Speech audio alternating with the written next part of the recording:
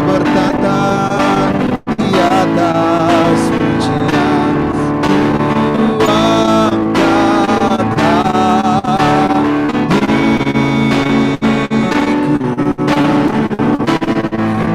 pandang kekudusanmu,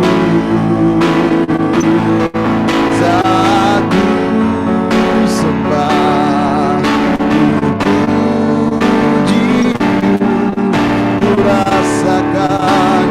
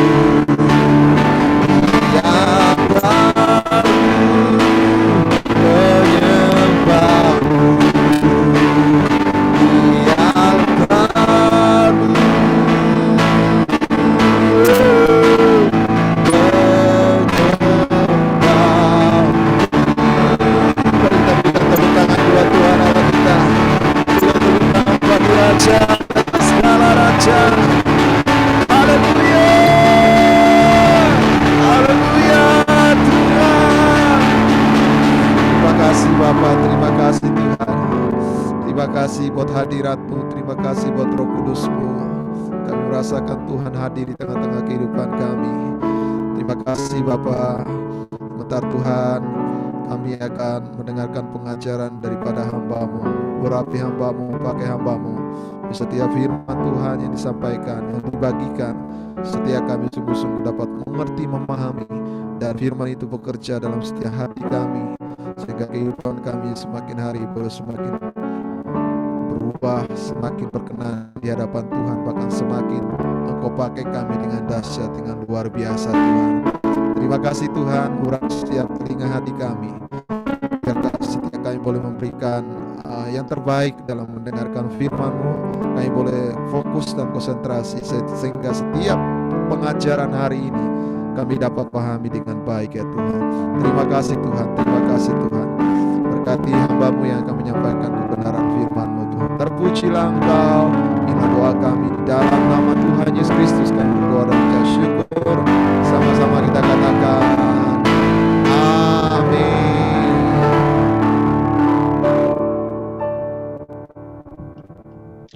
Amin. Shalom Kak Rudi, shalom. Terima kasih Kak Rudi atas pujian penyembahannya, sangat memberkati kita semua yang hadir pada malam hari ini. Ya, kita mau mulai pada malam hari ini pemuritan seperti yang disampaikan oleh Pak Denny beberapa minggu yang lalu. Minggu lalu kan Pak Marisi, minggu ini giliran saya. Jadi saya ini pemuritan ya, tapi bukan berarti saya mengajarkan, tapi kita akan saling sharing ya, kita akan saling berinteraksi. Nanti Bapak dan Ibu saya harapkan juga bisa memberikan masukan sama-sama ya, karena apa yang kita malam hari ini kita bukan pengajaran, tapi mendiskusikan apa yang akan kita diskusikan bersama ini akan menjadi berkat bagi kita semua yang hadir pada malam hari ini ya. Silakan nanti misalnya di tengah-tengah Bapak dan Ibu ada pertanyaan atau mungkin ada yang ingin disampaikan untuk lebih melengkapi lagi diskusi kita pada malam hari ini, silakan kapan saja. Saya bisa diinterap kapan saja, silakan. Bisa sampaikan, Victor sebentar. Sepertinya saya ingin tambahkan sesuatu misalnya, silakan ya. Jadi saya akan mulai dari 19.50, mungkin saya akan selesai nanti maksimum jam 8.40 maksimum. Setelah itu saya akan serahkan kepada ini untuk nambahkan lagi, Pak Denny akan melengkapi lagi, dan kemudian juga silakan nanti Bapak Ibu di tengah-tengah seperti saya kemarin tadi ya, silakan memberikan masukan. Setuju semua ya? Kita akan saling berinteraksi ya. Oke, saya akan share pertama-tama ini adalah materi kita pada hari ini. Pelajaran ketiga dari MSK yang kedua, Sejalan dengan Kristus. Ya, jadi yang akan saya sampaikan di sini, pelajaran ketiga adalah menghidupi firman Tuhan. Ya, saya langsung ke Oke, slide keduanya kelihatan semua ya Bapak Ibu semua kan? Ya, kelihatan semua ya. Oke. Nah, jadi di sini kalau nanti kita gantian ya. Sementara saya bacakan dulu yang pertama ini menghidupi firman Tuhan. Di sini dikatakan jika kita benar-benar percaya kepada Tuhan Yesus, tentunya kita akan mentaati semua perintah dan firman-Nya. Di Yohanes 14 ayat 15. Nah, Yohanes 14 ayat 15 isinya adalah jikalau kamu mengasihi aku, kamu akan menuruti segala perintahku. Bayangkan Tuhan sendiri menyampaikan seperti itu dalam salah satu ayat di sini di Yohanes 14 ayat 15 ya, itu langsung firman Tuhan. Nah, kalau dalam sehari-hari kita misal sekarang pergi ke rumah sakit, misal kita anggaplah sakit flu, ya kan, sakit flu, kemudian kayaknya nggak tahan nih, saya udah makan obat Neosep dan lain-lain, ternyata masih juga belum bisa sembuh, ya kan? Apa yang kita lakukan? Biasanya kan kita pergi ke dokter, kita ke rumah sakit, kemudian kita pergi ke dokter, kemudian setelah itu kita diperiksa oleh dokter, kita diagnosa misalnya, Victor, ini sakit radang tenggorokan ya, dan kemudian mesti istirahat 3 hari, dan kemudian harus makan obat ini. Ini adalah resepnya, kamu beli nanti di apotek di depan. Ya, di depan rumah sakit ini. Kemudian saya nunggu di apotek, kemudian setelah itu saya beli obatnya, saya bawa pulang obatnya. Nah, setelah saya bawa pulang obatnya, apakah saya makan obatnya? Ya, sudah pasti, ya kan? Pertama-tama apa? Ya, pertama-tama sekarang kita percaya dengan hasil diagnosa dokter tadi, dokter tadi diagnosa kita percaya. Kemudian setelah itu kita makan obatnya. Nah, kalau misal analogi ini kita terapkan ya, seperti sekarang ini ya, malam hari ini adalah menghidupi firman Tuhan, dokter saja kita percaya loh, sama-sama manusia, ya kan? Sedangkan Tuhan sendiri sudah menyampaikan tadi ya, jikalau kamu mengasihi aku, kamu akan menuruti segala perintahku. Tuhan sendiri sudah menyampaikan seperti itu. Ya. Nah, kalau dokter saja kita percaya dan kita taati, kita makan obat sesuai dengan apa yang disampaikan oleh dokter, kita percaya diagnosanya, kita percaya dengan obat yang reseptannya juga. Sekarang bagaimana sikap kita sekarang ini? Apakah kita sudah mencari Tuhan lebih daripada kita mempercayai Contohnya tadi dokter, Anda mungkin ada hal-hal yang lain, ya kan? Mungkin dari apa ada misalnya ada eyang kita atau siapa kita gitu kan, kita percaya dengan nasihat-nasihatnya. Tapi sekarang apakah kita lebih percaya lagi kepada Tuhan, ya kan? Semuanya ada loh, ada semua di firman Tuhan. Itu semuanya kita bisa bisa baca dari firman Tuhan. Bahkan sekarang pengakuan iman GBI, ada yang tahu di sini pengakuan iman GBI apa? Oke, saya bacakan aja ya. Pengakuan iman GBI. Aku percaya bahwa Alkitab Perjanjian Lama dan Perjanjian Baru adalah firman Allah yang diilhamkan oleh Roh Kudus. Allah yang Maha Esa itulah Allah Tritunggal, yaitu Bapa, Anak, dan Roh Kudus. 3 pribadi dalam satu hakikat. Itu pengakuan iman. Jelas-jelas percaya di sini. Alkitab Perjanjian Lama dan Perjanjian Baru adalah firman Allah diilhamkan oleh Roh Kudus. Ya, itu iman GBI dan kita sama-sama bernaung dalam GBI. Ya, saya percaya bahwa kita mempunyai pengakuan iman yang sama. Ya kan? Ada yang tahu berapa jumlah Ka'al itu kan berasal dari bahasa Arabnya al, kitab, berarti kan kitab dalam jumlah banyak dalam bahasa Indonesianya. Ada yang tahu berapa total kitab yang ada di Alkitab dan kemudian berapa banyak perjanjian lama dan berapa perjanjian baru? 6 ya. Ada yang tahu? Ada yang bisa bantu saya? 6 bukan.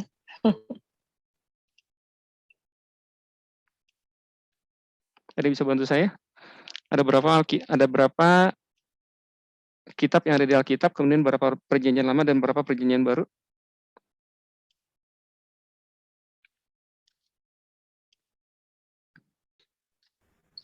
Tadi sudah dijawab Ibu Emilia, Pak. Oh iya, Ibu Emilia apa? Tadi jawaban?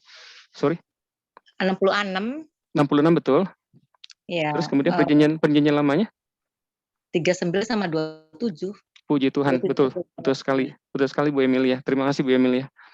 Ya, jadi memang Alkitab ada 66, kemudian 39 perjanjian lama dan 27 perjanjian baru. Ya. Nah, itu pengakuan iman GBI dan saya percaya kita semua yang hadir di sini kita bernaung dalam GBI dengan punya pengakuan iman yang sama. Ya. Nah, kemudian di sini juga disebutkan bahwa keselamatan dan janji-janji Tuhan bukanlah diperuntukkan untuk sekelompok orang. Ya kan? Namun bagi setiap orang yang percaya dan saya percaya semua yang hadir di sini adalah orang-orang yang percaya kepada Tuhan. Firman Tuhan adalah kebenaran yang menyatakan kasih karunia Allah untuk memerdekakan setiap orang yang percaya.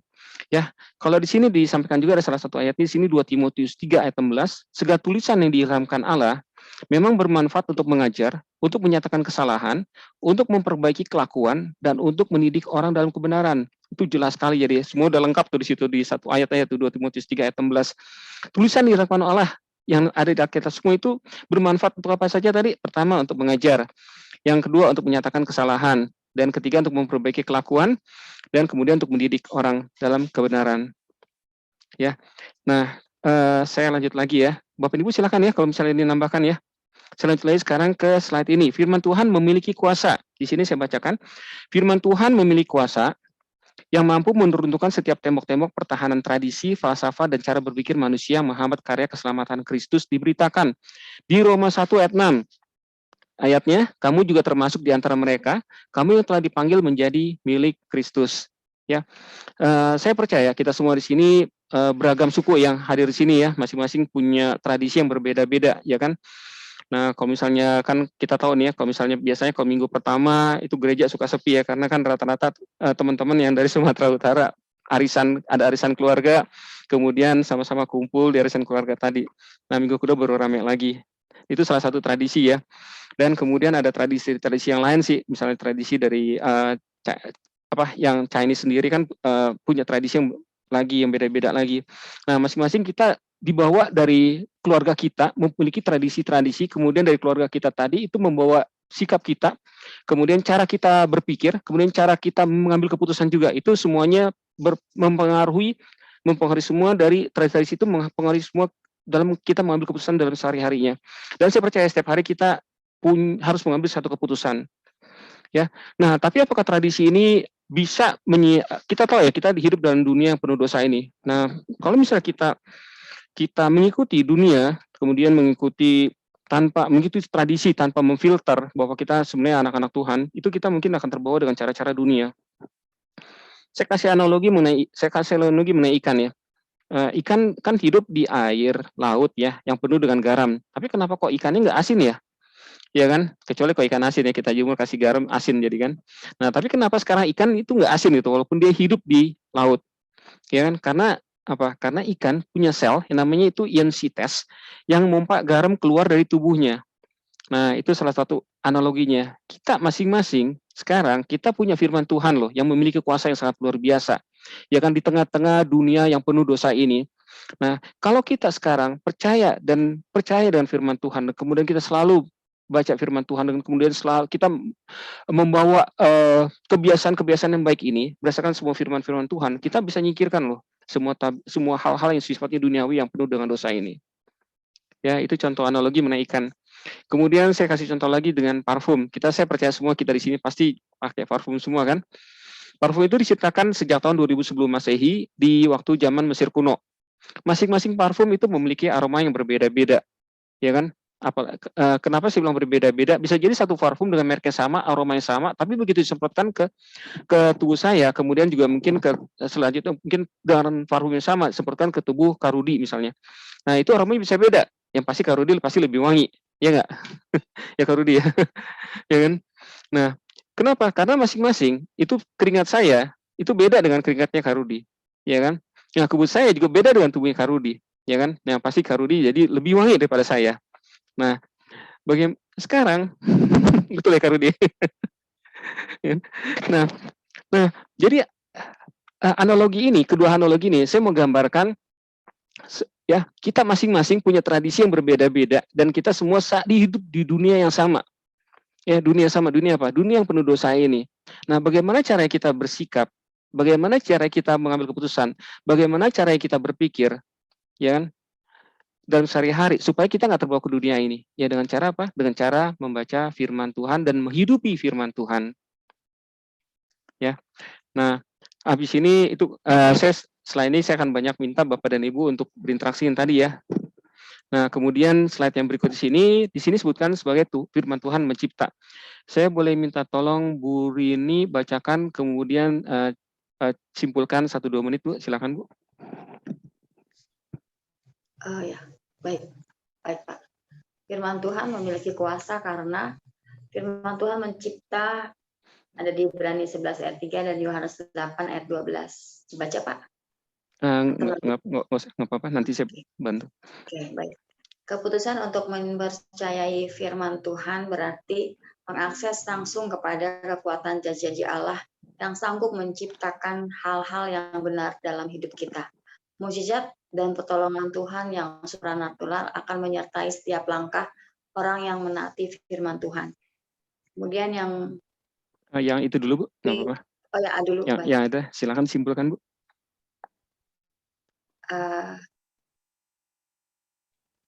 Ya benar, firman Tuhan memang adalah janji-janji Tuhan sendiri yang kita pegang dalam kehidupan kita sehari-hari.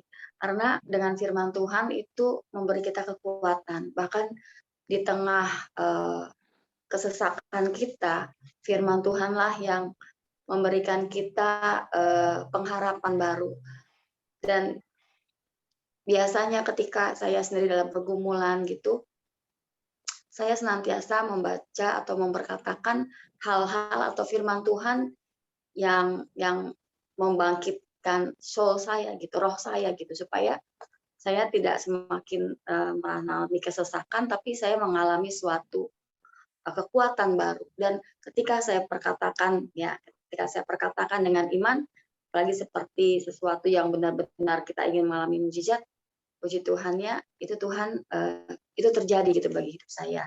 Jadi setiap saya mengalami sesuatu yang tidak nyaman dalam hidup, saya selalu jujur saya suka membrowsing firman Tuhan mana yang benar-benar memberi kekuatan. Kemudian juga timbul lagu yang Tuhan taruh gitu, Tuhan taruh untuk dinyanyiin aja gitu. Nah, itulah yang memberikan saya kekuatan karena memang firman Tuhan itu sanggup mengubah yang tidak ada menjadi ada karena Dia Allah yang sungguh menciptakan sesuatu yang baru. Amin. Amin. Terima kasih Bu Rini. Puji Tuhan. Bu Rini juga sama seperti saya juga ya. Saya juga suka browsing ayat-ayat, kemudian juga biasa suka terima renungan-renungan dari WhatsApp grup bisa ya. Dari WhatsApp, dari bukan hanya WhatsApp tapi WhatsApp dari teman-teman, saya baca firman Tuhan. Dan kemudian juga sama seperti Bu Rini juga ya. Kita setel pujian penyembahan ya kan.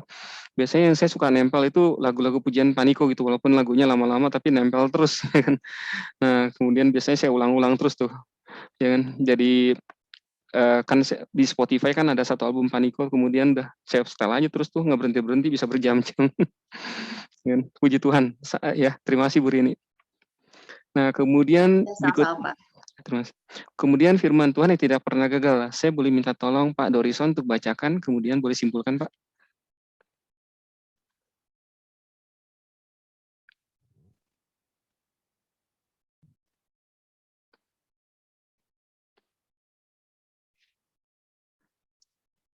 Pak Dorison masih mute Pak, masih belum keluar suaranya Pak.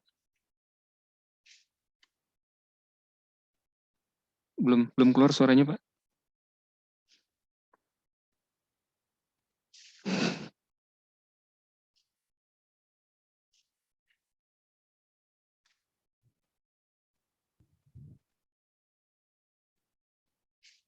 Halo Pak.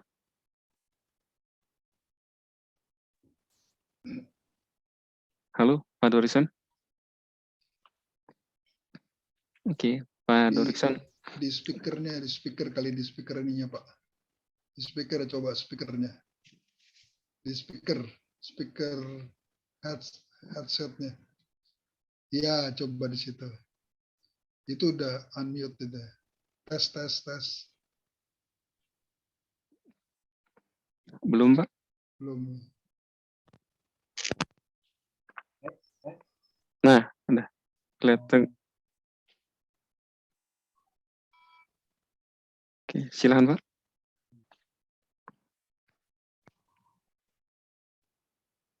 Firman Tuhan tidak pernah gagal. Yesaya 55 ayat 11, Ibrani 1 ayat 3. Semua perkataan Tuhan disertai kedaulatannya, karena Dia adalah Allah yang berdaulat. Firman Tuhan tidak tergantung kehendak orang atau keadaan, tapi kepada kedaulatannya. Mentaati firman Tuhan akan meletakkan diri kita di bawah kedaulatan dan kuasa Allah yang tidak tergoncangkan. Ya. Silakan Pak, disimpulkan Pak.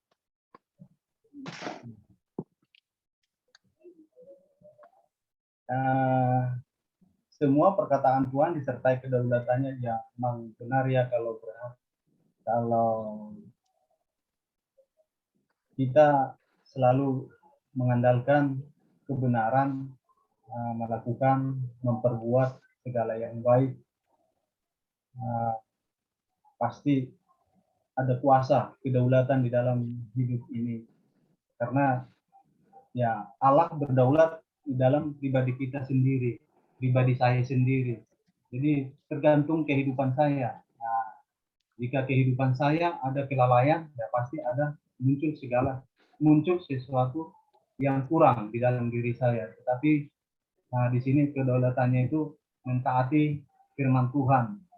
Jadi firman Tuhan ini ya itulah kebenaran kasih Tuhan kepada saya, bahwa saya masih diberi waktu untuk melakukan menciptakan segala yang baik, yang berkenan bagi siapapun, yang membawa damai, membawa sukacita, membawa manfaat yang baik, ya, sehingga kuasa Tuhan itu berdaulat, sehingga kuasa Allah itu tidak tergoncangkan. Jadi itulah hidup di dalam hidup saya. Seperti itulah saya kasih pandangannya Pak Victor. Terima kasih. Ya, terima kasih Pak Dorison. Setuju sekali ya. Kalau saya baca di Yesaya 55 ayat 11, demikian firman Tuhan, demikianlah firmanku yang keluar dari mulutku. Ia tidak akan kembali kepadaku dengan sia-sia, tetapi ia akan melaksanakan apa yang kukehendaki dan akan berhasil dalam apa yang kusuruhkan kepadanya. Bayangkan, ya di sini kan pertama firman Tuhan menciptakan, Tuhan bilang jadilah langit, langit jadi, ya kan? Dan kemudian firman Tuhan itu nggak pernah gagal, ya kan? Seperti yang tadi Pak Dorison sampaikan kan, ya. Yang penting apa sekarang? Yang penting kita percaya. Tapi sebelum kita percaya apa dulu? Kita mesti tahu dulu, kita mesti baca dulu, ya kan? Atau kita dengar dulu, ya kan? Kita hadir dalam setiap kali ibadah, kita dengarkan firman Tuhan, ya kan? Dan setelah kita dengar, kita harus mengerti juga, ya kan? Nah, saya kasih analogi ya. Misalnya sekarang ada satu gajah besar sekali ya gajahnya, kemudian kalau kita kan sama-sama udah tahu gajahnya seperti apa ya. Nah, kemudian gajah, terus kemudian ada 5 orang buta misalnya yang dari kecil buta dan nggak pernah lihat gajah. Kemudian setelah masing-masing suruh pegang. Yang satu pegang kuping gajah, yang satu pegang belalai gajah, yang satu lagi pegang tangan dan kaki gajah sama ya, berarti kaki gajah, ya kan. Kemudian yang satu lagi pegang badannya gajah. Kemudian yang pegang kuping gajah bilang, oh gajah itu tipis banget ya kan? Karena dia pegang kupingnya kan, tapi kupingnya kayaknya getas begitu dan bisa bergerak-gerak begini. Berarti kesimpulannya gajah itu adalah binatang yang sangat tipis, ya kan? Kemudian satu lagi pegang belalai gajah. Gajah ini kok seperti ular ya, tapi ular kayak ular piton yang besar sekali. Oke, kesimpulannya gajah itu adalah sebangsa ular, ya kan? Kemudian satu lagi pegang kakinya gajah. Mereka bilang, kakinya kok besar sekali ya. Nah, ini seperti pohon, tapi besar sekali ya kan? Nah, mungkin gajah itu kayak pohon, ya kan? Dan kemudian satu lagi ada yang pegang badan gajah, dibilang enggak, kalian salah, badan gajah itu besar sekali, ya kan? Akhirnya mereka berantem, ya kan? Nah, itu karena apa? Karena ketidaktahuan. Bayangkan sekarang kita yang nggak pernah, misalnya kita anggaplah kita sering nggak datang ke gereja, kemudian kita nggak baca firman Tuhan juga, kemudian kita bilang, Tuhan itu sangat besar kuasanya, dia sangat hebat, sangat adil. Tapi kemudian ditanya, emang Tuhan menciptakan apa aja? Kalau nggak salah dia ciptakan langit bumi ya kan? Nah, itu hari keberapa? Mungkin dari bumi dulu kayaknya ya. Bumi hari ke-1, langit hari ke-3 kali ya. Nah, jadi kayak gitu kan, ya kan? Nah, kita memang seperti itu kan. Nah, kita percaya karena Tuhan adalah firman Tuhan yang menciptakan dan firman Tuhan tidak pernah gagal. Jadi apa yang pertama harus kita lakukan? Kita harus kenal dulu. Kita harus tahu dulu isi firman seperti apa. Nah, itu gambarannya ya. Nah, kita lanjut lagi. Mentaati firman Tuhan di sini. Ya, mentaati firman Tuhan saya bacakan aja dulu. Kemudian di sini semua isi firman Tuhan itu diilhamkan oleh Allah. Di 2 Timotius 3 ayat 16 saya bacakan lagi. Segala tulisan yang diilhamkan oleh Allah memang bermanfaat untuk mengajar, untuk menyatakan kesalahan. Ini diulang-ulang nih tadi ayat ini. Untuk memperbaiki kelakuan dan untuk mendidik orang dalam kebenaran. Ya kan? Sekali lagi, ya kan? Tulisan di depan Allah memang bermanfaat. Nah, bayangkan tulisan Allah loh di sini. Resep dokter aja kita percaya tadi ya, kita makan obatnya, ya kan? Sedangkan sekarang isi tulisan Allah, ya kan? Itu gimana? Jauh harus kita lebih percaya daripada resep dokter kan, ya kan? Nah, pertama-tama apa? Ya, di sini kita harus tahu dulu. Kita harus tahu dulu isi firman Tuhan itu seperti apa. Kita harus taat dulu dan baru kita bisa menghidupi firman Tuhan. Ya. Nah, kemudian ini adalah ada 4 hal di sini. Kita harus mentaati firman Tuhan karena nanti baru kita bahas satu persatu ya. Saya bacakan dulu. Firman Allah adalah Allah itu sendiri. Kemudian yang kedua, firman membimbing kehidupan orang percaya. Firman membuat kita bertumbuh ke arah Kristus dan firman memperbesar iman kita. Ya, kita bahas satu persatu. Kita mulai dari firman Allah adalah Allah itu sendiri. Oke, saya minta tolong Bu Lina untuk bacakan ini dan simpulkan. Baik, kita harus mentaati firman Tuhan karena firman Allah adalah Allah itu sendiri. Mentaati firman Tuhan juga berarti mentaati Allah, sebab Allah dan firman-Nya tidak dapat dipisahkan. Amin. Firman mengandung kehendak, perasaan, pikiran, dan rencananya, sehingga kita juga akan makin mengenal pribadinya. Pengenalan akan pribadinya akan memberikan kita hikmat, tuntunan ilahi untuk dapat menjalani kehidupan ini sebagaimana Kristus telah hidup. Ya, betul. Firman Tuhan itu adalah Allah sendiri. Semua kita pasti mengaminkan. Amin. Amin. Ya, sudah pasti ya Pak, mentaati firman Tuhan itu berarti kita mentaatin Allah gitu. Kalau kita katakan kita sebagai anak Allah, sebagai pengikut Kristus, ya kan firman Tuhan juga ada mengatakan kalau kita mengatakan kita percaya kepada Kristus, kita wajib hidup sama seperti Kristus katanya ya. Memang tidak ada alasan untuk kita tidak mentaati firman Tuhan karena firman itu adalah Allah sendiri. Nah, di sini dikatakan firman mengandung kehendak, perasaan, pikiran, dan rencananya, sehingga kita juga akan makin mengenal pribadinya. Tadi seperti yang dikatakan Pak Victor tadi, ayat yang tadi ya Pak, berulang-ulang kan disampaikan tadi, firman itu yang mengajar kita, yang menegur kita, yang menuntun kita untuk kita berjalan sesuai dengan apa yang Tuhan mau gitu ya. Di sini dikatakan pengenalan akan pribadinya akan memberikan kita hikmat, tuntunan ilahi untuk dapat menjalani kehidupan ini sebagaimana Kristus telah hidup. Tanpa kita membaca firman Tuhan, tanpa kita mempelajari firman Tuhan, kita tidak akan mengerti dan kita tidak akan memahami gitu ya Pak, apa yang menjadi apa yang menjadi isi hatinya Tuhan, apa yang menjadi keinginan Tuhan bagi kita pribadi lepas pribadi. Nah, makanya kenapa pentingnya kita untuk belajar firman Tuhan, supaya kita bukan hanya sekedar lebih mengenal pribadinya Tuhan, tapi supaya kita lebih memahami apa yang menjadi tujuan, apa yang menjadi rencana Tuhan dalam setiap kehidupan kita, gitu Pak Victor. Ya, terima kasih Bu Lina. Ya, tadi yang Bu Lina sampaikan jelas sekali ya. Di sini firman Allah adalah Allah itu sendiri. Allah dan firman ini tidak dapat dipisahkan. Setuju ya? Itu di sini kan Bu Lina juga sebutkan Allah dan firman tidak dapat dipisahkan. Ya. Dan kemudian kalau saya bacakan di Yohanes 1 ayat 1, di sini sebutkan pada mulanya adalah firman. Itu pertama-tama ya di ayat pertama di Yohanes ya. Pada mulanya adalah firman, firman itu bersama-sama dengan Allah dan firman itu adalah Allah. Nah, udah makin jelas kan bahwa firman itu adalah Allah. Firman itu Allah dan firman ini tidak dapat dipisahkan. Jadi satu. Misalnya sekarang saya menyampaikan sesuatu, misalnya sekarang seperti ini ya. Saya baru saja selesai makan misalnya kan. Nah, kemudian itu kan perkataan saya kan keluar dari mulut saya, ya kan? Nah, kemudian saya dan perkataan saya itu jadi satu kan? Saya nggak mungkin kemudian saya bicara begini, kemudian setelah itu terus kemudian saya bilang, Bu Lina tadi siapa yang bilang saya baru habis makan? Bu Lina bisa bilang kan Victor sendiri yang ngomong begitu, ya. Nah, itu contohnya aja. Nah, sekarang di sini sebutkan firman itu tidak dapat dipisahkan dengan Allah, karena Allah itu adalah firman. Ya, bagaimana cara kita bisa mengenal Allah? Bagaimana cara kita bisa mengenal firman dengan lebih baik? Ya, kita harus pertama-tama harus baca firman, mendengarkan firman, dan mentaati firman, supaya kita lebih kenal lagi. Ya, tadi kan saya kasih contoh analogi mengenai gajah dan orang buta ya. Dan kemudian sekarang, bagaimana caranya supaya saya bisa kenal Pak Denny misalnya? Ya, pertama-tama saya harus lebih sering bertemu Pak Denny, sering berinteraksi, sering ngobrol, ya kan? Nah, kemudian bisa sewaktu-waktu misalnya. Kalau misalnya saya nggak kenal Pak Denny, kemudian sewaktu-waktu saya ajak Pak Denny, yuk makan ke rumah saya yuk. Kemudian, wah saya bilang ke istri saya, ke Yunita, Yun, siapin sambal yang banyak ya, karena Pak Denny itu suka sekali sama sambal. Ya kan? Nah, pada saat Pak Denny datang, kemudian saya siapin makanan, kemudian saya taruh sambal sebanyak-banyaknya di piringnya Pak Denny. Terus Pak Denny kayak gimana? Pak Denny suka sambal nggak Pak? Suka nggak?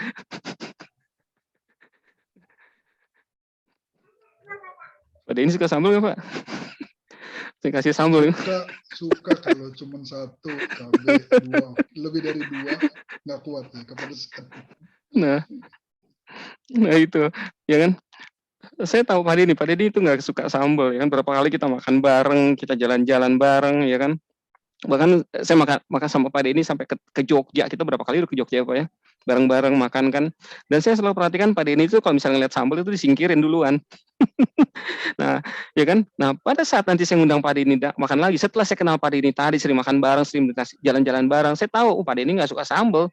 Makanya pertama-tama saya akan bilang, Yun, ke istri saya kan, misalnya kan, Yun jangan, ini makanan Pak Denny jangan dikasih sambal, ya kan, sambalnya singkirin aja, taruh sana aja, misalnya kan. Misalnya Pak Denny mau, mungkin ambil cuman secuil aja, atau mungkin 1-2 aja, ya kan, karena saya tahu Pak Denny nggak suka sambal. Nah itu contohnya. Nah gimana kita harus mengenal firman, ya kita bagaimana cara kita bisa mentaati firman kalau kita belum mengenal firman? Bagaimana cara kita bisa mentaati firman, ya menghidup firman kalau misalnya kita nggak tahu firman, nggak pernah mendengar firman, ya kan? Nah, jadinya seperti tadi gajah dan orang buta tadi, akhirnya kita nggak nyasar kemana-mana, ya. Nah itu analoginya. Oke, berikutnya lagi saya minta Pak Alfian untuk bacakan ini Pak dan simpulkan Pak. Kita harus menaati firman Tuhan karena firman mengarahkan kita kepada hidup sesuai dengan kehendak Allah yaitu di dalam kebenaran. Firman mengarahkan bagaimana kita bertingkah laku dalam keseharian kita. Firman membimbing kehidupan orang percaya. Ya, jadi kita bisa melihat sendiri hari-hari ini, apalagi banyak orang bertingkah dan bertindak apapun yang mereka lakukan itu di luar daripada firman. Mereka lebih mengikuti keinginan daging. Jadi Pak Victor, orang percaya atau orang Kristen sebenarnya sangat luar biasa, punya penuntun yang sudah sangat rapi, sangat teratur, ya, ini firman Tuhan. Hanya tinggal bagaimana apakah kita mau menuruti atau mentaati peraturan yang Tuhan berikan, seperti kalau Pak Victor berbicara tadi analogi, di Indonesia kita punya undang-undang. Misalkan di jalanan kita harus pakai helm, kalau lampu merah berhenti, lampu hijau berjalan, tapi ternyata kerap kali kita menemukan masih lampu merah, orang tidak menaati undang-undang tersebut, bahkan tidak memakai helm, bonceng 3, bahkan sampai 5. Nah, ini dia firman Tuhan pun demikian, mengajarkan hal yang baik layaknya undang-undang supaya jangan sampai kita jatuh menjadi celaka, apalagi jatuh ke alam maut, sampai maut menimpa kita. Itu gunanya undang-undang, gunanya firman untuk membimbing kehidupan kita orang percaya. Mungkin itu saja Pak Victor, terima kasih. Terima kasih Pak Alfian, jelas sekali yang disampaikan Pak Alfian tadi ya. Ya kan tadi kan Pak Alfian contohkan undang-undang, kemudian juga mengenai undang-undang peraturan lalu lintas juga kan. Jangan sampai kita mati konyol ya kan, datang ke rumah Bapak kemudian kita bilang karena kita nggak pakai helm. Waduh. Ya kan, atau misal kita datang ke rumah Bapak, pulang ke rumah Bapak kemudian ditanyain kenapa kamu kemari? Saya nerobos lampu merah. Waduh. Ya kan? Nah, kita harus menaati firman Tuhan di sini. Kalau sekarang saya bacakan di 2 Timotius 3 ayat 16 sekali lagi ya. Di situ ya, itu jelas sekali ya. Tulisan diilhamkan Allah memang bermanfaat untuk mengajar, untuk menyatakan kesalahan, untuk memperbaiki kelakuan dan untuk mendidik orang dalam kebenaran. Ya. Itu jelas sekali semuanya ya, peraturan-peraturan yang ada di situ semua. Kemudian di sini ada Mazmur 19 ayat 105. Ada nggak ayat ini ya? Ayat ini nggak ada sih. Ini salah cetak. Ya kan? Di Mazmur 19 kan cuma sampai 14 ayatnya. Ya, ini ada 105. Ini salah cetak. Nah, kalau misalnya saya gambarkan seperti yang Pak Alfian tadi sama ya, seperti sekarang kayak Google Map lah yang kita biasa sekarang pakai ya. Kan sekarang kita jarang nyasar ya sejak ada Google Map kan. Kita mau pergi ke satu alamat, kalau dulu kan banyak nanya-nanya kan.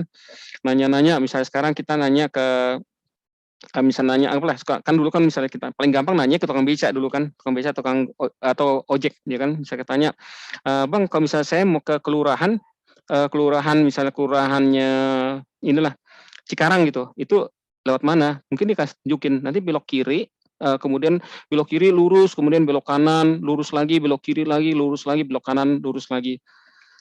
Nah, itu dulu, itu bingung berapa kali, kemudian sampai kita sudah belokan pertama kita masih nanya lagi ke tukang ojek kedua dan ketiga dan seterusnya.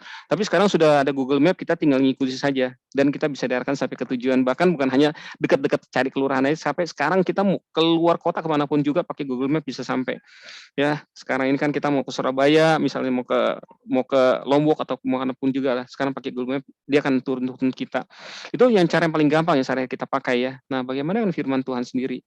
Apakah kita sudah memanfaatkan atau menggunakan atau merubah cara kita semuanya itu dengan mengikuti firman Tuhan sama seperti sekarang ini kita menggunakan Google Map. Jadi benar-benar kita mengandalkan Google Map untuk sampai ke tujuan. Apakah kita sekarang sudah mengandalkan firman Tuhan, mentaati firman Tuhan untuk sampai ke tujuan kita? Ya, itu pertanyaannya. Oke. Dan kemudian yang keempat, ini saya minta tolong Pak Antonius.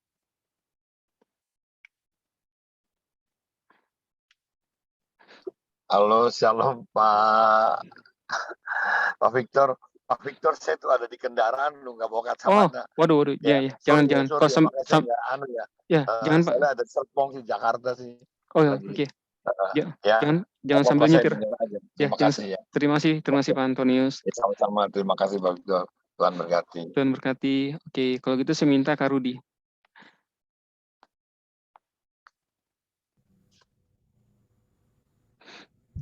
Ya, kita harus mentaati firman Tuhan karena firman memperbesar iman kita.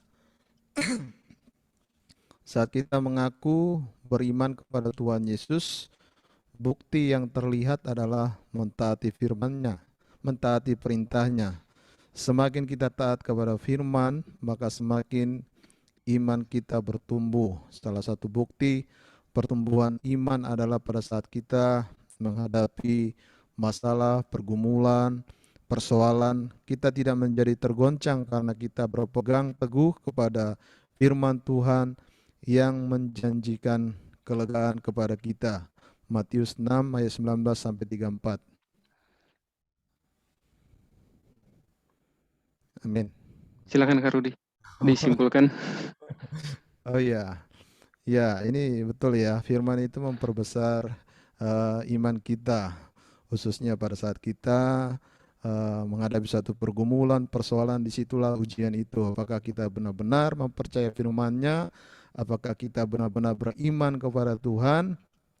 Atau kita sekedar tahu firman, tapi tidak mempercayai firman-Nya. Kita tidak meletakkan hidup kita sepenuhnya kepada Tuhan dengan mempercayai firman-Nya.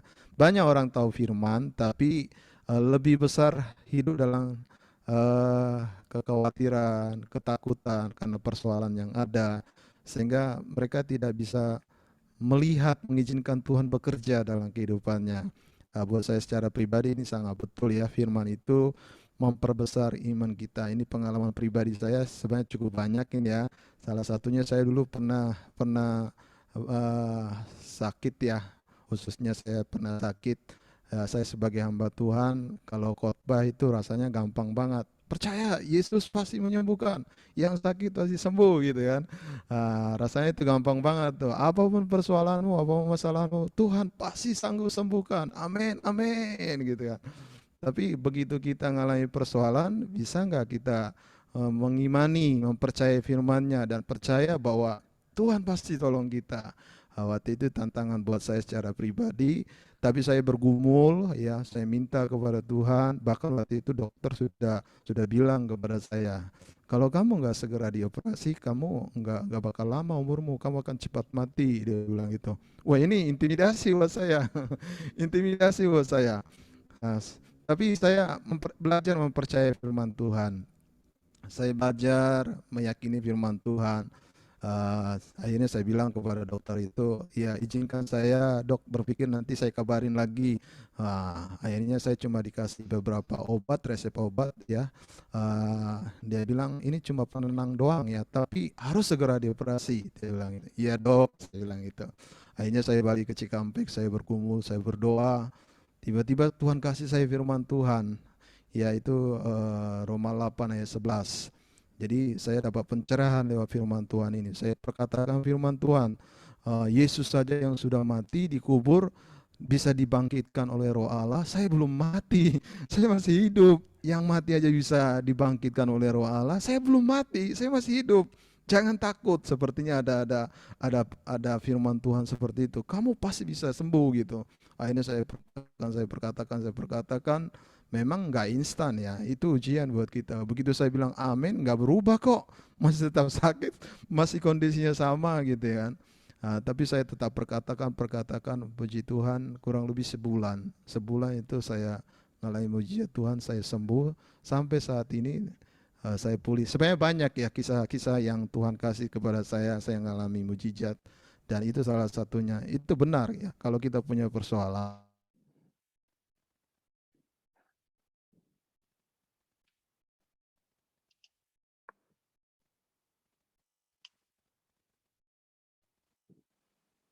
ke depan kita nggak takut karena kita udah punya pengalaman di masa-masa lalu.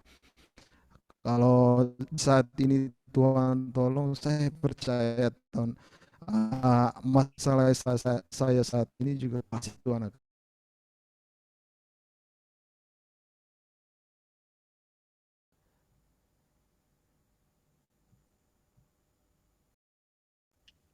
Sudah Pak.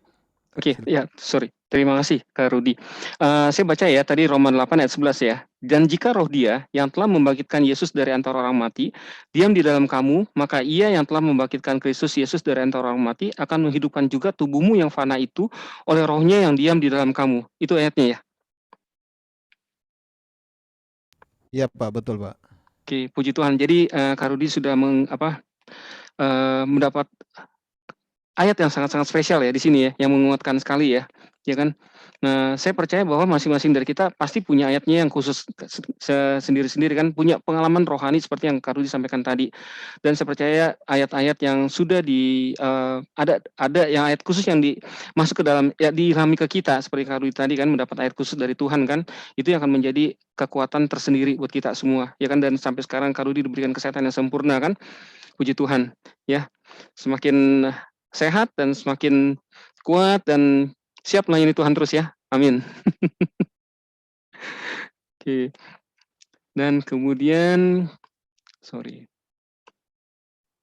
Oke, nah kemudian ini saya minta tolong Pak Jun boleh bacakan dan simpulkan Pak.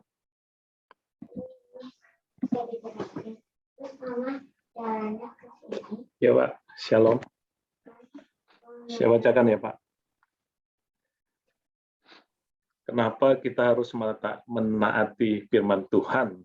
Karena firman membuat kita bertumbuh ke arah Kristus. Ketaatan terhadap firman Tuhan akan membuat karakter kita bertumbuh semakin lama, semakin menyerupai gambaran Kristus.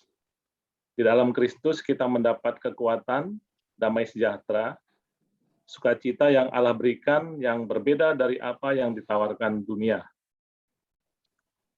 Ya, begitu Pak. Oh ya, silakan. Jadi ya firman Tuhan ini membuat kita bertumbuh. Dalam artian bertumbuh itu mengalami perubahan ya. Perubahan baik bertambah besar, baik mungkin secara kualitatif atau kuantitatif gitu ya Pak ya. Nah, tapi ini bertumbuhnya sesuai dengan gambar Kristus. Jadi kita diajar supaya lebih mengenal Tuhan. Seperti tadi yang diutarakan sebelumnya, mungkin dari awal, bagaimana kita bisa mengenal Tuhan, berarti kita harus tahu dulu apa itu Tuhan, yaitu firman-Nya. Kita harus baca. Nah, ketika kita baca, kita mengerti. Kita mengerti berarti kita kenal. Ketika kita kenal, berarti kita sudah lebih dekat.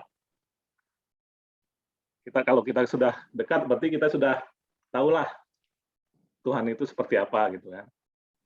Ya berarti ketika kita sudah dekat ya kita sudah pahamlah apa karakter-karakter Tuhan itu yang perlu kita contoh, perlu kita tiru.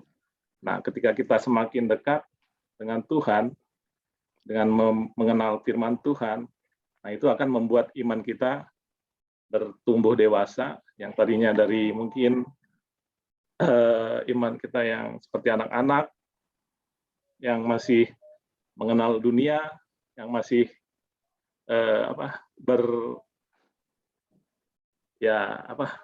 dekat dengan dunia gitu. Ketika kita lebih mengenal firman Tuhan, kita akan menjadi lebih menjauhi hal-hal yang negatif.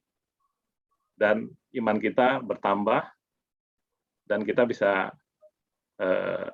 berubah menjadi seperti Kristus, menjadi karakter Kristus. Ya mungkin seperti itulah Pak, ketika kita sudah bertumbuh iman kita, ya kita pasti mendapatkan kekuatan, damai sejahtera, sukacita, ya buah-buah roh lah ya. Dan ya bukan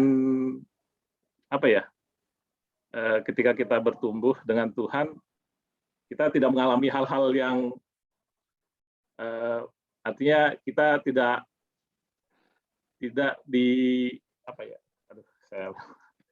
kita pasti mengalami hal-hal pencobaan, hal-hal yang kurang baik. Nah, itu pasti selalu kita alami. Tapi Tuhan akan memberikan jalan keluar, bukan menghilangkan pencobaan-pencobaan itu. Ya mungkin seperti itu, Pak. Terima kasih.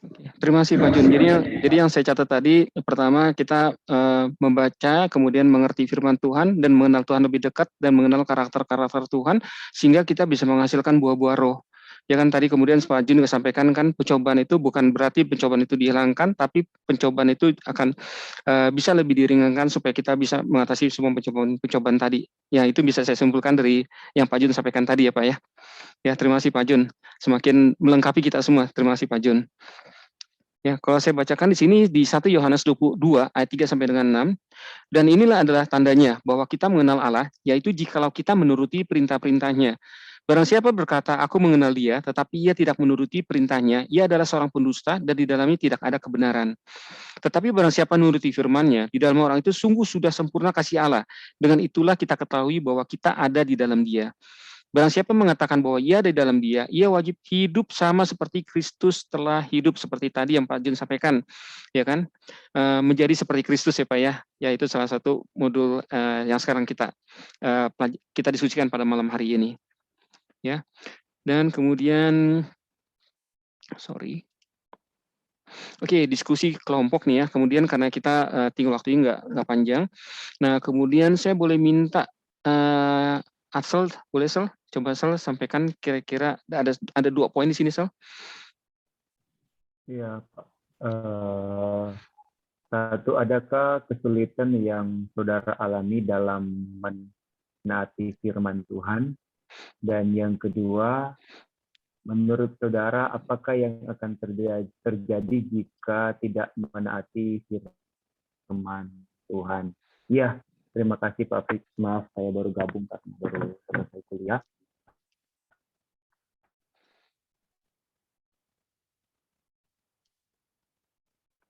Oke, silakan Sel.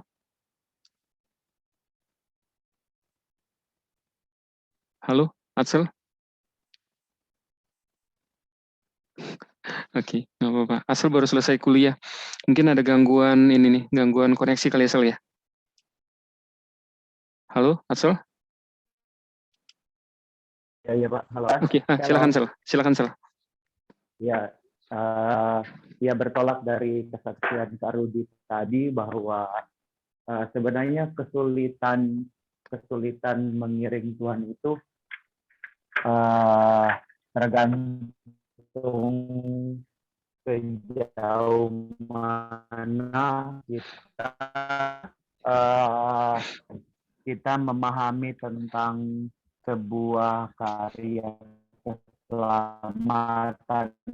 Kalau orang melihat Tuhan adalah keselamatan, tentunya akan mempermudah dia untuk mengiring Tuhan, tentunya lewat persoalan kepastian dari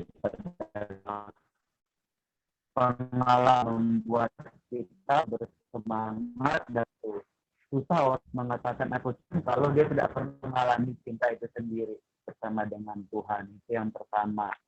Yang kedua adalah menurut saya yang akan terjadi tidak menaati firman Tuhan. Ini pastinya sudah sangat jelas ya kalau kita tidak menaati Tuhan, yang pertama tentunya kita tidak akan mewarisi kerajaan surga. Dan yang kedua, di saat-saat tidak ada siapapun yang bisa menolong kita, justru di saat-saat itu kita butuh pribadi yang tidak terbatas begitu. Nah, kalau misalnya orang tidak mengikuti perintah Tuhan, tidak setia kepada Tuhan, nah dari mana dia akan menerima pertolongan itu? Seperti Raja Daud. Raja Daud saja sebagai seorang raja, dia menyadari betapa dia sangat-sangat membutuhkan Tuhan saat dia dalam keadaan terjepit begitu. Apalagi kita begitu kan. Jadi sebenarnya kalau mau bicara tentang dampak apa yang kita alami kalau kita nggak dekat dengan Tuhan, ya tentunya kita bisa melihat dari contoh-contoh seperti Raja Daud, seperti Saul, apa yang terjadi ketika dia tidak menuruti perintah Tuhan. Seperti itu sih Pak, kalau menurut saya. Terima kasih. Terima kasih Asal ya. Asal tadi memberikan contoh Raja Daud ya. Raja Daud itu kan memang benar-benar sangat berserah kepada Tuhan, dan kemudian tadi Asal gambar kasih analogi bagaimana misalnya sekarang Raja Daud tidak menaati firman Tuhan. Mungkin nggak seperti sekarang ini ya isi Alkitab ya kalau Raja Daud tidak menaati firman Tuhan. Ya, terima kasih Asal. Sudah sangat jelas tadi menjelaskannya. Dan kemudian Ini yang terakhir adalah ayat hafalan. Ayat hafalan adalah, janganlah engkau lupa memperkatakan kitab Taurat ini, tetapi renungkanlah itu siang dan malam, supaya engkau bertindak hati-hati sesuai dengan segala yang tertulis di dalamnya, sebab dengan demikian perjalananmu akan berhasil dan engkau akan beruntung. Itu di Yosua 1 ayat 8. Ya, sekali lagi, jadi bagaimana kita tahu perintah Tuhan kalau kita tidak pernah membaca? Tadi kan Pak Jun gambarkan, pertama kita harus tahu dulu, kemudian membaca, lebih mengenal lagi. Nah, bagaimana kalau misalnya kita tidak tahu, tidak membaca firman Tuhan, tidak mendengar firman Tuhan, kemudian kita bagaimana bisa tahu perintah-perintah Tuhan kalau kita tidak melakukan itu, ya kan? Nah, saya kasih contoh analogi cermin misalnya kan. Saya percaya setiap kali kita mau keluar pasti nyisir dulu, kemudian kita menghadap ke cermin dulu, lihat dulu apakah kita sudah rapi atau belum, ya kan? Nah, analogi cermin ini saya sampaikan kenapa? Karena Alkitab itu seperti cermin. Alkitab itu membantu kita melihat karakter kita, sikap kita, pikiran kita, dan perilaku kita. Itu ada di Yakobus 1 ayat 23. Sebab jika seseorang hanya mendengar firman saja dan tidak melakukannya, ia adalah seumpama orang yang sedang mengamati mukanya yang sebenarnya di depan cermin. Ya kan? Nah, kita mau seperti itu nggak? Sekali lagi ya, sebab jika seorang hanya mendengar firman saja, misalnya kita hanya mendengar firman saja tapi tidak melakukan apa-apa, itu adalah seumpama orang yang sedang melihat mukanya di depan cermin. Ya, Alkitab, bayangkan, Alkitab saja memberikan analogi seperti tadi. Ya, semuanya. Jadi sekali lagi Alkitab itu ada semuanya, ya, perintah Tuhan semuanya, bagaimana cara kita bersikap, bagaimana cara sehari-hari mengambil keputusan, bagaimana cara kita berperilaku setiap harinya kepada sesama maupun kepada diri kita sendiri.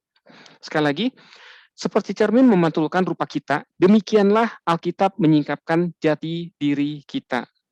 Ya, itu yang bisa saya sampaikan. Selain terima kasih, Tuhan Yesus memberkati. Saya serahkan ke Pak Denny. Silakan Pak Denny. Boleh. Saya ada satu film ya, sederhana.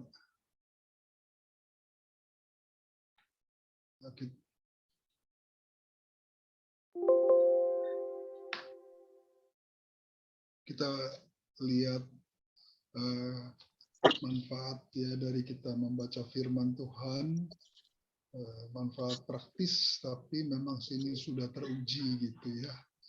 Dan Shalom Pak. Iya. Pak, boleh kasih ya Pak ya? Membaca Alkitab yang tidak kamu ketahui. Berdasarkan riset dari Jeffrey Levin dan David Larson, dilaporkan bahwa apabila orang membaca kitab suci secara teratur, bukan saja baik bagi jiwanya, tetapi juga baik untuk tubuhnya. Ditemukan bahwa pada mereka yang membaca kitab suci secara teratur, mereka mempunyai tekanan darah yang lebih rendah, tingkat depresi lebih rendah, lebih sedikit penderita penyakit jantung, jarang yang kecanduan obat maupun alkohol, jarang terjadi perpecahan dalam perkawinan, dan tingkat kesehatannya jauh lebih baik. Mengapa? Karena dengan kita membaca Alkitab, itu berarti kita memberikan vitamin atau makanan bergizi kepada jiwa kita secara teratur, sehingga kesehatan jiwa kita terjaga. Jiwa yang sehat akan membuat hati kita bebas dari rasa gelisah, cemas, dan stres. Selain itu, membaca Alkitab juga merupakan salah satu bentuk disiplin rohani yang akan membuat hidup kita bertumbuh dan hati kita akan mengalami perubahan. Firman Tuhan yang akan hidup mengubah pola pikir kita pada umumnya yang dikuasai oleh kedagingan, sehingga kita lebih memilih hidup didamping oleh roh. Berkomitmenlah untuk mengadakan waktu secara teratur membaca firman Tuhan. Oke.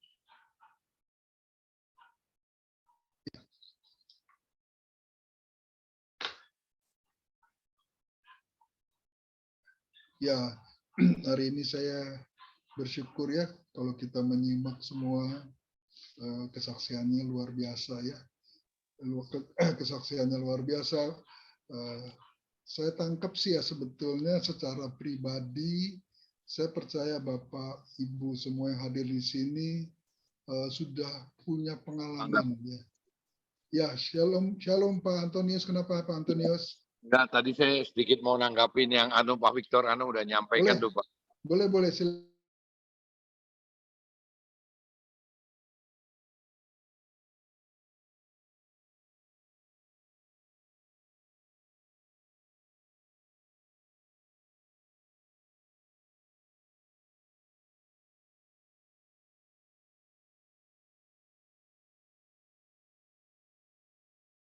Karena untuk keselamatannya juga tanda tanya, Pak.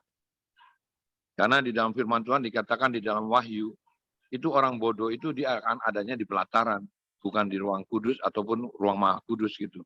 Sehingga jangan heran nanti kalau pada waktu pengangkatan rapture, mereka tuh akan tertinggal dan mereka akan diinjak-injak oleh bangsa-bangsa. Itu aja Pak, sedikit tambahan gitu Pak. Terima kasih Pak. Makasih Pak Antonius ya.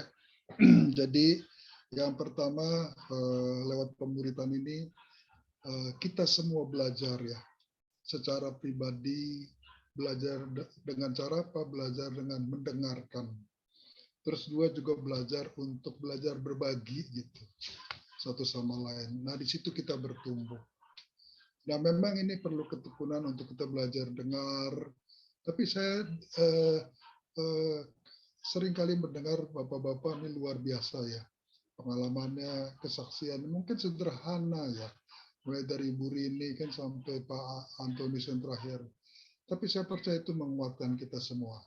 Nah inilah yang disebut memuridkan. Apa?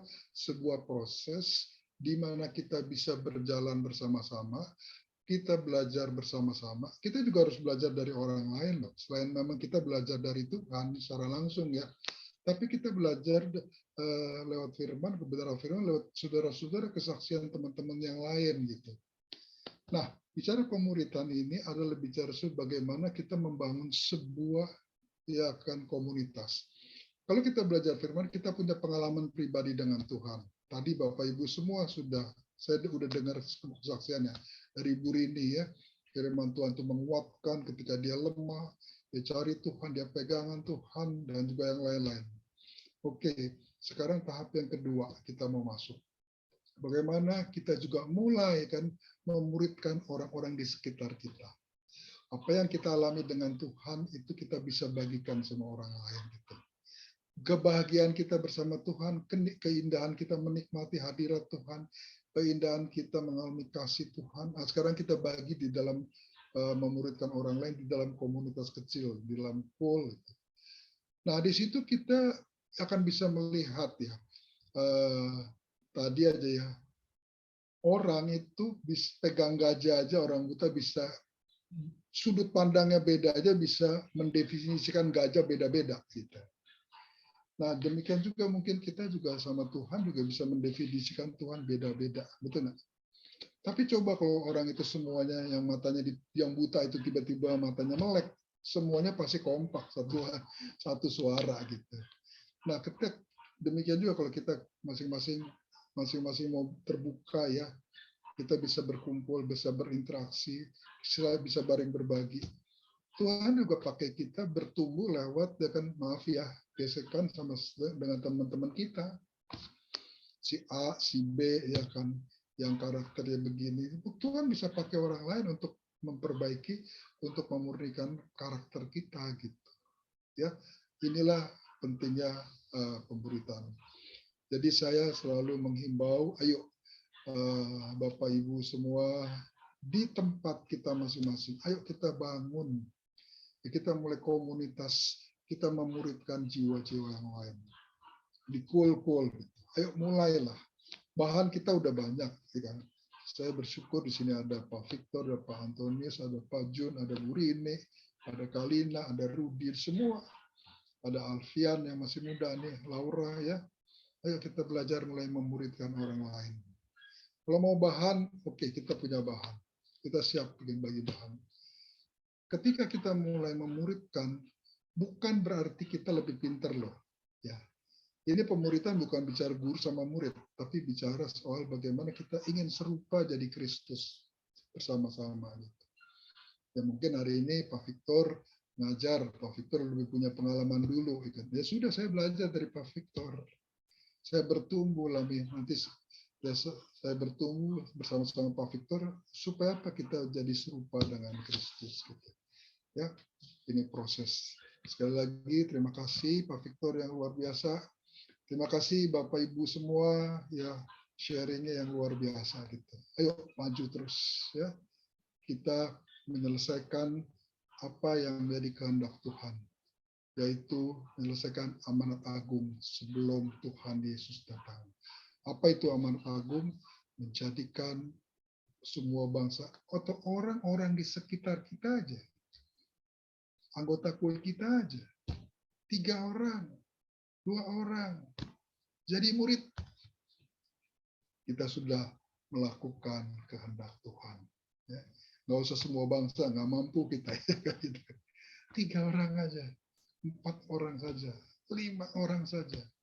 Dari 5 orang itu dia memuridkan lagi 2 orang lagi. Kan lama-lama tambah banyak.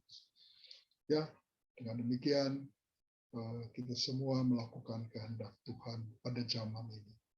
Yesus berkata, bukan orang yang berseru-seru Tuhan, Tuhan, Tuhan yang masuk ke dalam kerajaan surga, tetapi dia yang melakukan kehendak Bapakku di surga. Ayat terakhir, kita sering bilang, Tuhan saya cinta kepada Tuhan, aku cinta kepadamu. Saya baca 1 buah buku. Apa di situ ditulis? Apa buktinya kamu cinta sama Tuhan? Kamu cinta sama Tuhan karena kamu dapat berkat. Kamu cinta dapat Tuhan karena bisnismu diberkati. Kamu cinta sama Tuhan ya kan? Karena akan kamu dikasih kesehatan. Apakah itu semua? Nah, bentuk cinta kita sama Tuhan satu, yaitu apa? Gembalakanlah domba-dombaku. Itu bentuk cinta yang paling tinggi kita sama Tuhan. Bukan karena Tuhan memberkati kita, bukan karena Tuhan kasih kesehatan, bukan karena Tuhan membuat kita sukses. Itu adalah bagian berkat yang Tuhan sediakan. Tapi bentuk cinta kita yang pertama, Simon Petrus, apakah engkau mengasihi aku lebih daripada yang lain? Jawab Simon Petrus, ya Tuhan, kau tahu aku mengasihi engkau lebih daripada yang lain. Yesus berkata, kalau engkau betul-betul cinta sama aku, gembalakanlah domba-domba. Ya, itu malam hari ini. Terima kasih Pak Victor. Kita akan tutup. Ada yang mau kasih komentar atau kesaksian? Silakan sebelum kita tutup.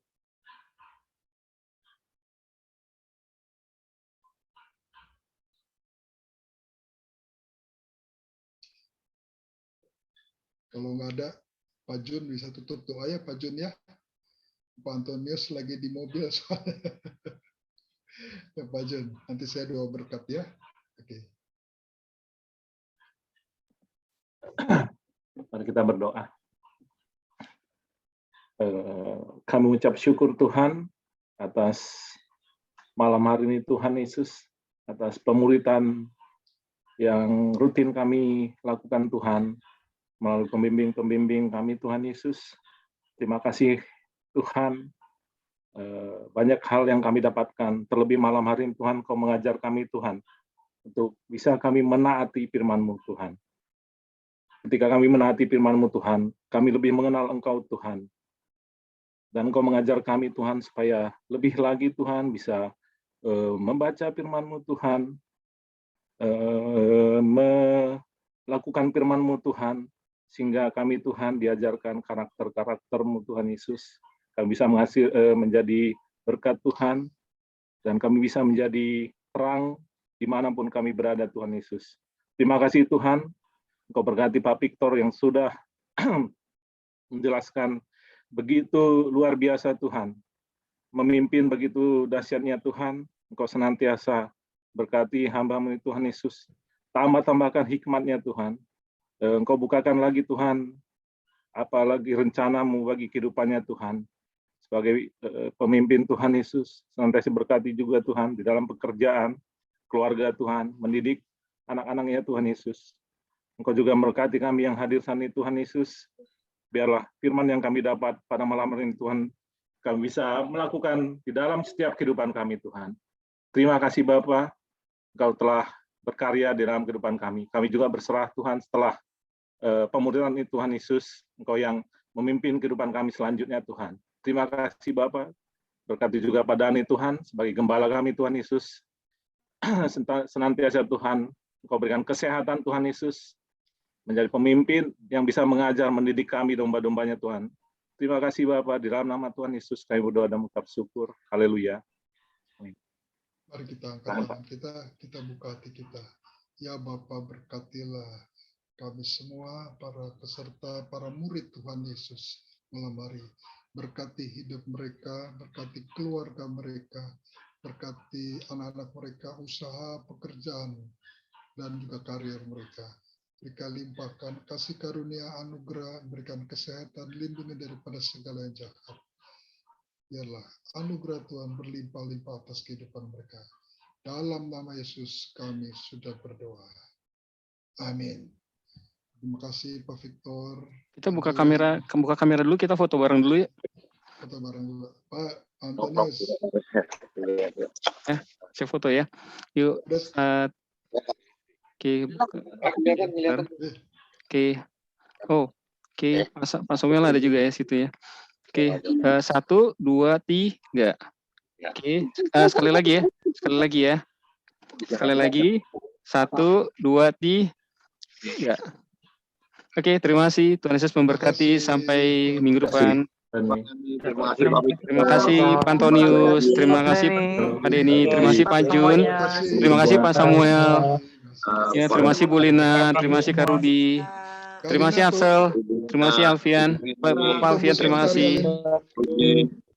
Terima kasih Pak Dorikson. Ya, terima kasih Bu Rini. Sama-sama Pak, terima kasih semuanya. Pak Dorikson, Pak Antonius. Terima kasih Pak Antonius. Terima kasih Rizky. Saya tunggu ya sama Kalina ya. Ya, Kalina udah mental. Pak Victor, Tuhan berkati. Ya, Tuhan berkati. Ya 15 menit lagi saya ngebel Bapak, bisa nggak Pak? Boleh. Terima kasih Pak ya, Tuhan berkati. Oke Pak, Tuhan berkati Pak Denny. Terima kasih Pak Victor ya, luar biasa ya, maju terus ya. Amin. Pak Victor, besok kan jangan lupa ya datang ya. Ya, tapi jadwal kita, saya sama Bu Dina agak jauh ya Pak ya. Saya jam 10, Bu Dina jam 11.30 ya. Nggak apa-apa. Kalau nanti misalnya, kalau memang Pak Victor mau balik ke kantor nggak apa-apa kok. Iya, sebab saya paling kan itu cuma setengah jam. Paling saya berangkat, kemudian setengah jam, kemudian balik lagi. Nggak apa-apa. Sama Bu Yunita ya? Ya, sama ya. Nggak apa-apa, yang penting itu dilewatin aja gitu. Kemarin sih sudah screening gitu ya. Saya screening, ya lolos lah Bapak lah, ya kan, makanya diwawancara. Oh, mantap. Jadi puji Tuhan. Nanti kalau ditanya gitu, Bapak kenapa PD? Jadi memang kita ada IDA. Ya, ada IDA, ada Larit, ada Pak. Ada Pak Susanto nih Pak. Oh iya, Pak Susanto, Pak Susanto. Ada satu lagi siapa namanya, si Jerry. Oh iya. Nah, kelihatannya kan ada komposisi. Ya, ada komposisi sekarang ini ketat nih, betul. Ada komposisi. Nah, kelihatannya 3 orang ini saya mau tarik gitu. Saya udah bilang sama Pak Satria, saya akan tarik gitu supaya Pak Victor bisa masuk. Oke Pak gitu. Ya maaf ya, mereka juga nggak berfungsi kok. Iya. Mau ngapain? Jadi batu sandungan bagi yang mau maju kan. Daripada batunya ada di depan, kan batunya disingkirin. Nah nanti kalau ditanya, kenapa Bapak mau jadi pejabat gereja, ya, menjadi pendeta? Ya bilang saya cinta Tuhan, memang betul ya cinta Tuhan ya, dan memang saya dan keluarga sudah komitmen berbakti kepada Tuhan. Ya, dan memang ya terus terang jujur aja saya udah bilang sama Pak Satria, ini Pak Victor orang terbaik nih yang saya siapin untuk jadi penerus saya gitu. Terima kasih Pak Denny. Gitu. Terima kasih Pak. Namanya kita umur kan jalan Pak. Suatu ketika Bapak juga harus mewariskan kepada yang lain ya kan, pada anak-anak ini kan nggak bisa dipegangin sampai tua gitu. Seperti itu ya. Jadi memang punya argumen yang kuat gitu. Saya nggak mau sembarangan lah apa. Udah era dulu, sekarang yang bukan gembala nggak boleh lagi. Ya, worship leader, pendoa udah nggak bisa lagi deh. Artinya kesempatan itu dibatasin. Nah ini makanya kenapa Pak Victor ya ini, dan kenapa nggak boleh suami istri, harus satu. Gitu. Nggak boleh. Istilahnya sekarang jumlah pejabat di sebuah gereja dibatasi Pak. Oh oke. daripada banyak-banyak berkelahi, Betul. daripada banyak-banyak nggak berfungsi gitu. Nah, Pak Yesaya itu pejabatnya masih di Bekasi, belum di Jabar gitu. Nah, memang dia punya pergumulan sehingga dia nggak begitu aktif. Pak Susanto masih ada nih, Pak Susanto. Ya, gitu aja Pak Victor. Pokoknya sukses ya. Saya datang agak pagian sih. Setengah 10 saya udah datang. Karena masih nyiapin absensi, nyiapin ada biodata gitu. Oh, biodata, iya. Gitu. Ya itu ya gampang lah. Ya itu aja. Nanti Bapak udah selesai Bapak bisa langsung balik ke kantor. Iya. Bisa kerja seperti biasa. Sukses ya. Amin. Terima kasih Pak Denny. Pak, ya. Amin. Pak Susanto mau ada yang disampaikan, Pak Susanto? Pak Susanto. Halo Pak Susanto. Halo Pak. Oke, kalau nggak ada, berarti kita live nih Pak ya. Saya live ya. Oke, terima kasih Pak Denny. Sampai besok Pak Denny. Terima kasih Tuhan Yesus memberkati.